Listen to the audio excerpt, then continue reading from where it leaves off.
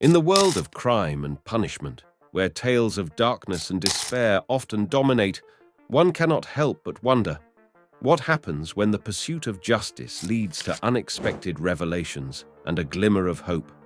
As we delve into the enigmatic realm of criminal justice, where the thin line between despair and redemption becomes ever more pronounced, don't miss the complex narratives of crime, consequence, and the human spirit.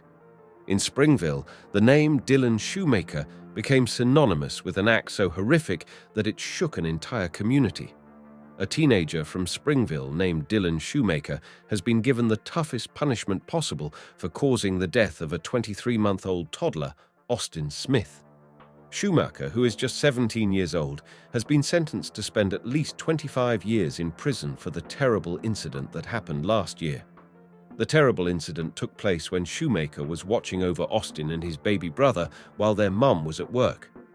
Last March 19th, something awful happened, and Shoemaker was found guilty during a trial last month. I didn't mean to hurt him.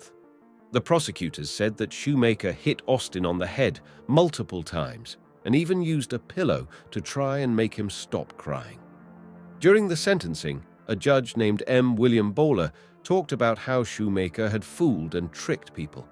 He mentioned that 13 people wrote letters about this case. The judge decided to give Shoemaker the hardest punishment, the maximum sentence. It's really heart-wrenching to think about what that little toddler went through. In the serene town of Summerville, South Carolina, another chapter of horror was etched into the community's memory. A 25-year-old babysitter, Erica Mae Butts, is facing charges of homicide by child abuse after a 3-year-old girl, Serenity Richardson, lost her life. Butts allegedly beat the child with a belt in response to a bathroom incident, resulting in multiple injuries. The Summerville community is in shock over this tragic event. Butts has been denied bond and will remain in custody until her case goes to General Sessions Court. The child's mother, a close friend of Butts, expressed her grief during the court hearing. The case underscores the importance of safeguarding children's well-being and the severe consequences of neglect and abuse. Erica Mae Butts received a life sentence from a Charleston judge on Thursday, 2 years to the day after 3-year-old Serenity Richardson died while in their care. They pleaded guilty to the crime in August. If you like this type of videos, then don't forget to subscribe our channel and also hit the like button. Let's continue further. Years ago, in 2010, the world watched in shock as a 19-year-old named Shondell Jackson faced the repercussions of his actions. In a 2010 courtroom case, 19-year-old Shondell Jackson faced his sentencing for the first-degree intentional homicide and robbery of 21-year-old University of Wisconsin, Milwaukee student Nathan Potter. The shocking events that unfolded that day continue to be etched in our collective memory. Jackson, alongside his 20-year-old accomplice Derek Thomas, attempted to rob Potter as he was walking home to his apartment. Tragically, their encounter ended in the senseless murder of a young man who had nothing of value on him. Jackson even reportedly smiled at the victim's grieving family as he was escorted out of the courtroom. Nathan Potter's father, John Potter, addressed Judge Rebecca Dallet during the trial with a heartbreaking plea for justice. He asked, "Is there such a thing as pure evil?" "We think so."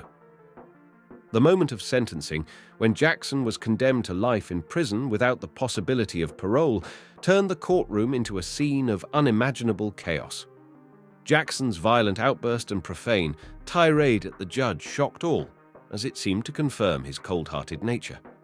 As the police swiftly intervened, it was evident that they had anticipated such a reaction, given Jackson's behavior during the trial. Restraints and pepper spray were needed to regain control. In the somber courtroom, the life sentence of a once teenage perpetrator remains unyielding, provoking a timeless question about the potential for redemption and transformation within the human spirit. In a solemn hearing, a man who, as a teenager, fatally injured an 81-year-old woman during a burglary has had his life sentence without parole upheld. David Deshawn. Moses was first sentenced in 2012 for the crime. The court decided not to change his punishment. Moses was resentence because of new requirements for juvenile offenders tried as adults for murder with special circumstances. However, the judge found that Moses had done nothing to rehabilitate himself since his conviction and upheld the life sentence. Dorothy Sessions' daughter, Elaine Covert, spoke about her mother's significance in the family and the profound loss they experienced when Moses fatally beat her during a 2010 burglary. Covert emphasized that the only thing stolen that day was her mother's life. Moses' public defender, Terrell Wakeman, cited his difficult upbringing as a factor in the crime. Moses and two co-defendants, sisters Angelique Nash and Katila Nash, were all convicted of murder in Sessions' death. Angelique Nash was recently granted a motion for release due to a change in the felony murder rule, but Moses remains behind bars. The tragic case serves as a reminder of the enduring impact of heinous crimes and the consequences they entail. Then, there's the heart-wrenching story of Keyshawn Mann, who was just 13 when he committed a horrendous crime in 2010. Keyshawn Mann fatally shot his mother's boyfriend in 2010, is now on the path to rehabilitation and a second chance at life. After being in custody at the Muskegon River Youth Home, Mann, now 23, is looking ahead to his upcoming release and the opportunity to rebuild his life. In a recent status hearing in Grand Rapids, both the judge and youth home administrators expressed positive assurance about Mann's progress and readiness to reintegrate into society. Mann shared his plans for the future, saying, "I'm going to continue what I need to do, you know? I'll continue my life like I was before this tragic moment." Mann had previously agreed to a plea agreement in 2010, making him eligible for release on his 21st birthday, which is in December. If he had been convicted of the original open murder charge, he could have faced a life sentence. Throughout this journey, Mann's family and friends have stood by his side, offering support and encouragement. During his time at the youth home, Mann has been actively working on his education, attending Mid-Michigan Community College and serving as a mentor to other juveniles in the program. Now, his guardians are assisting him in finding employment and enrolling in community college as part of his reintegration plan. In an effort to gradually re-expose Mann to society, the judge has granted him an extended 4 days each month at either his mum's or dad's home. Mann's redemption journey is ongoing, with 2 more court hearings scheduled before his potential release in December. The tragic incident in 2010 involved the shooting of Jamel Stokes, who was 35 years old at the time. Mann claimed that Stokes had engaged in domestic violence and alleged abuse against his family, but these accusations were denied by Stokes's relatives.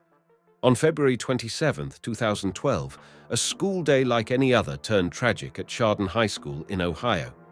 Former student T.J. Lane opened fire, killing 3 students and injuring several others. He had a personal rivalry with one of his victims.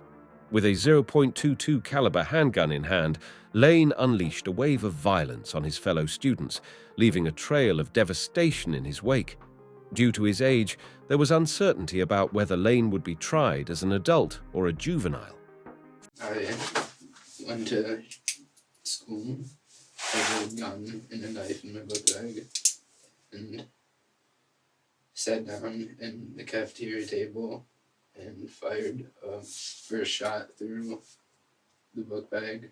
Following a competency hearing, it was determined that he was competent to stand trial, and he was subsequently charged as an adult. In March 2013, Lane pleaded guilty and received 3 consecutive life sentences without the possibility of parole. In Sheboygan Falls, Wisconsin, the name Antonio Barbeau remains linked to a chilling murder that shook the community.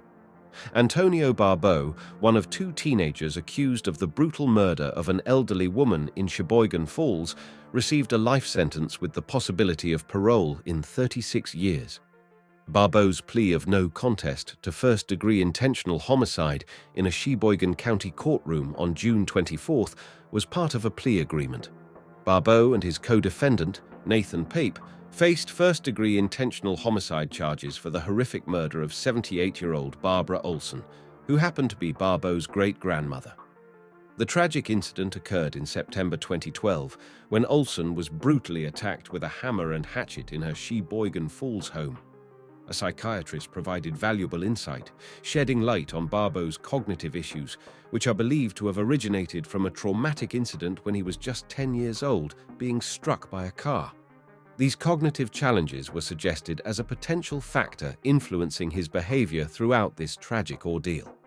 During the sentencing, Barbeau, in an emotionally charged moment, attempted to express remorse for his actions. However, he found it challenging to articulate his feelings in court, leading his lawyer to help convey his sincere regret. The life sentence handed down means that Antonio Barbeau will have the chance for parole in 2048, a significant year in which he'll be 50 years old.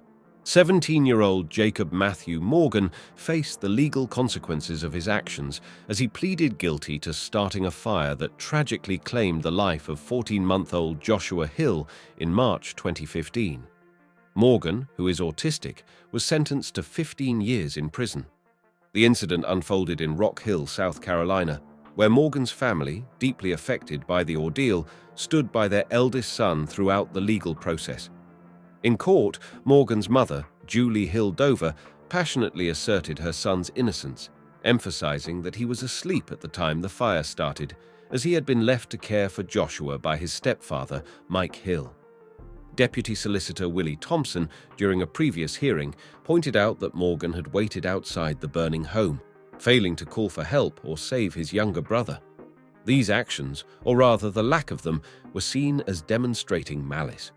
During a preliminary hearing, emotions ran high as Morgan broke down in tears and collapsed on the floor while prosecutors recounted the tragic events surrounding the trailer park fire that claimed Joshua's life. In a courtroom marked by sorrow, Morgan once again shed tears as he pleaded guilty to involuntary manslaughter, unlawful conduct towards a child, and third-degree arson. Another shocking chapter unfolded in Michigan as 3 teenagers faced life sentences for the brutal murder of Michigan State University student Dustin Frolker. Frolker's life was tragically cut short, and his partially clothed body was discovered on the side of a freeway on February 15th. Prosecutor Chuck Sherman revealed that the 3 individuals involved, 18-year-old Samantha Grigg and Tyrell Bredenitz, alongside 16-year-old Brendan Heim, initially planned to rob Frolker for drug money. However, their sinister intentions escalated into a brutal attack where they used brass knuckles to beat him to death.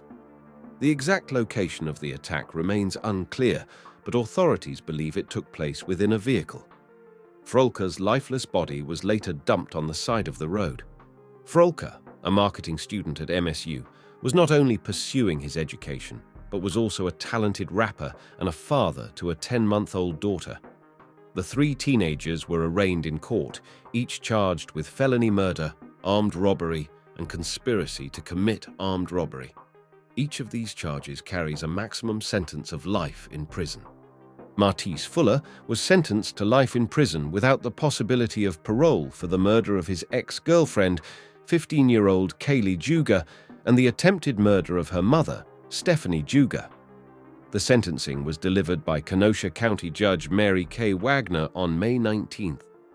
At the age of 15, Fuller meticulously planned his actions, securing a firearm and ammunition from a friend while disposing of the weapon through a relative. His violent intrusion into the Juga family's life occurred as they were preparing for a camping trip, with Fuller entering the home through the open garage. The prosecution highlighted Fuller's intimate knowledge of the home, his awareness of Kaylee's daily schedule, and evidence that he had previously surveilled the residence. Tragically, Kaylee was shot 5 times and succumbed to her injuries at the scene. Stephanie Juga, after encountering Fuller on the 2nd floor of their home, was also shot as she attempted to hide. The aftermath was a scene of unspeakable tragedy, with Stephanie Juga left without her beloved daughter. Prosecutors urged the court to impose the maximum penalty, emphasizing that Fuller had demonstrated no remorse for his calculated and deadly actions, driven by an obsession with Kaylee. Throughout the trial, witnesses recounted Fuller's relentless harassment of Kaylee, both at school and in her personal life, painting a grim picture of a young life lost to domestic violence. As these stories vividly demonstrate, the impact of heinous crimes reverberates far beyond the courtroom walls. Lives are forever altered, and communities are left grappling with the question of how to find healing and justice. While these cases are undoubtedly harrowing, they serve as a poignant reminder of the importance of a just and compassionate legal system that strives to protect its citizens. If you found these stories compelling and thought-provoking, please consider sharing them to raise awareness. Don't forget to hit the like button and subscribe our channel for more such videos. Share your opinion in the comment section. See you in the next video.